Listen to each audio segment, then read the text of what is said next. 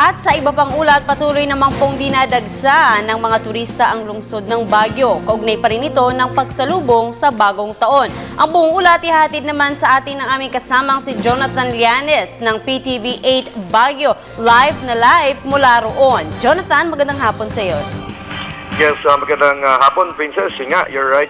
Ilang araw bago magpalit ng taon, kapansin-pansin ang patuloy na pagdagsa ng ating mga kababayan sa summer capital ng bansa upang makisa sa pagsalubong sa bagong taon. Sa mga terminal ng bus, mapapansin ang patuloy na operasyon nito upang maserbisyuhan ang mga mananakay na nagsistungod dito.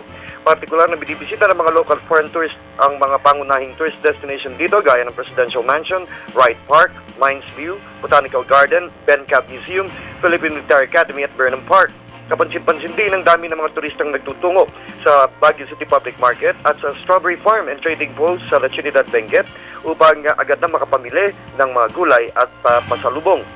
Samantala, alinsunod sa kautusan ni Baguio City Mayor Mauricio Dumogan hinggil sa total ban ng pagputok sa lungsod, may riing sinusubaybayan ngayon ng Baguio's Finest ang iba't ibang tindahan sa loob at labas ng Baguio City Public Market upang alamin kung may mga lumalabag sa nasabing kautusan. Nauna nang ipinalabas ng punong ekutibo ng lungsod ang nasabing kautusan bilang hakbang upang maiwasan ang bilang ng mga posibleng maging biktima ng pagputok na malugod namang tinanggap ng mga residente dito. Mula sa lungsod ng Bagat para sa Telebisyon ng Bayan, Jonathan Llanes. Maraming salamat sa iyo, Jonathan.